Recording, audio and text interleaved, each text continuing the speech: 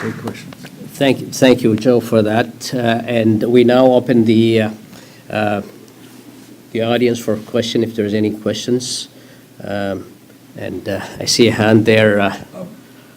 How does the Eritrean Afar state in exile come across such information that a Saudi Arabia-led coalition gunship or helicopter targeted an Afar fishing boat?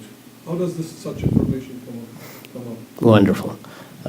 Any other questions? I'll take two questions. If you have another question, backup question. Well, I have a second one. I'm interested in that Dankalia not for sale. I wouldn't mind some comment on that.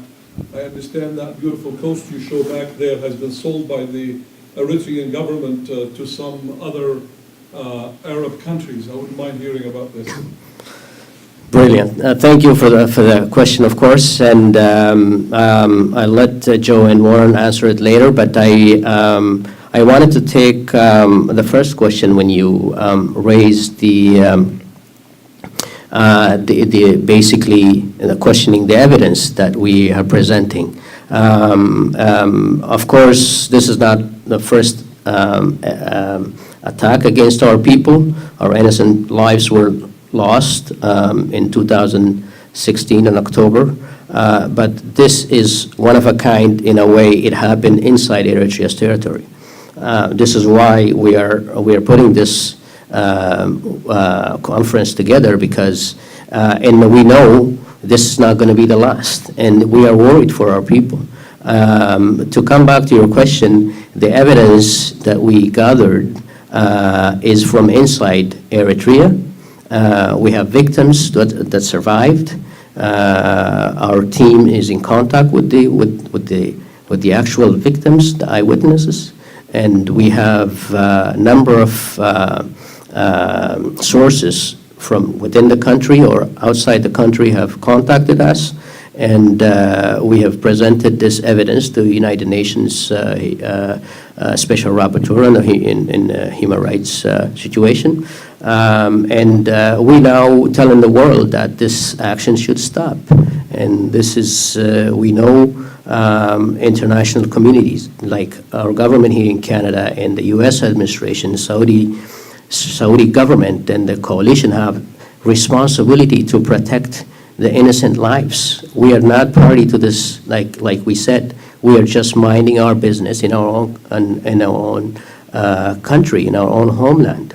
I think it was the American hero that said that, I think it was Malcolm X, in fact, that said, we didn't land in Plymouth Rock, but Plymouth Rock landed on us. You know, this coalition landed in Dankalia. We didn't go to other Arab countries to cause trouble. They came to our home, and this is why we object to that. You want me to answer the second question? I'd be happy to answer. You're asking how some comment on Dankalia not for sale. The coalition has, the Saudi-led coalition has leased the port of Assab, which lies on Dankalia's coast, to the coalition forces, to the United Arab Emirates. And they are using the port of Assab and the adjacent airfield as a staging ground for its operations against Yemen. Now you're asking how do we know that? Well, in this room, we have a woman whose family has traditionally occupied the lands in Makaka upon which the UAE airfield is built. And she, stand up please, and sir, her family was evicted from those lands and told that they cannot approach where the airfield is. And so there are still family members present there. Now, all of this is in violation of United Nations sanctions, and it's against international law. The Afar lands are taken for the military operations. Payments are made to the government of Eritrea, not to any Afar people. The Afar have not consented to this. They do not approve of the military buildup in their homeland, and they especially do not approve of their homelands being used as a staging ground to kill innocent civilians.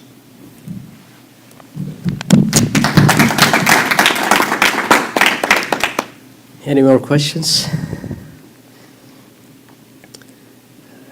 Or comments? Comments Or is just a welcome. And I also like to expand on the Dankalia not for sale signs, because the Eritrean government, when it took power in 1991, soon after that, I believe it was 1995, the land proclamation was released, and in it, it claimed all the land belonging to the Afar people, and the rest of Eritreans belong to the state. So the sea, the resources, the potashes, the golds of Dankalia, and the wealth of Afar people now belongs to the state of Eritrea. And Eritrea have designed a policy to dismantle, displace, exploit our people from their homeland. And this is in the Constitution. Though the Constitution is not implemented, we are here champions of the new Constitution for Eritrea because of this, because we want to claim back our land. We want to claim back all the resources that being exploited right now.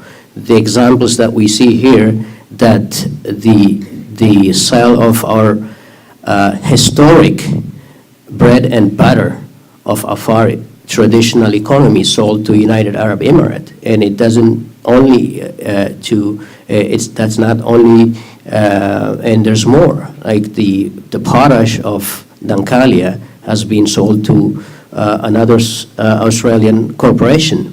And through all this, the Afar people have not been consented or been advised or given any compensation. So this, like Professor Magnet has said, this is a violation of international law and violation of indigenous people everywhere.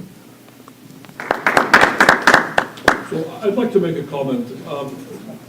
Again, I mentioned the Afar land, Dankalia, part of Eritrea. There's over 1,000 kilometers of beachfront. So the future economic growth of Africa depends on its exit and entry points.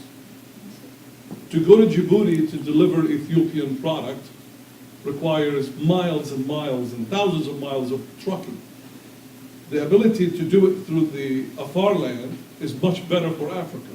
So the value of that coast is incredible, not only for Ethiopia, but for all of Africa. And so a dictator taking over, expropriating that land and selling it to my understanding, it's been leased by members of the Saudi coalition. And so there's a hidden agenda in there that is worth investigating. Thank you for that comment, Marlon. And you're right. We, Eritrean Afar State in exile, and the Afar people everywhere are not opposed to development, security, and protection. Like every peace-loving people in the world, we welcome those. But the problem we have is that the violations of our rights, and for the Afar not being consulted or simply pushed aside for someone to make their design so they can exploit the resources of Dankalia. And we've always advocated for the inclusive policy for Eritrea. And right now, the current regime are not entertaining the constitutional reform or the rights of our people. So this is why we oppose to the policies that are currently happening in our land. Thanks everyone for coming, and we really hope this press release and We hope this will make the ears and the eyes of international community focus on the Afar situation, because we need that, and we need the support of international community. Thank you all for coming. Appreciate it.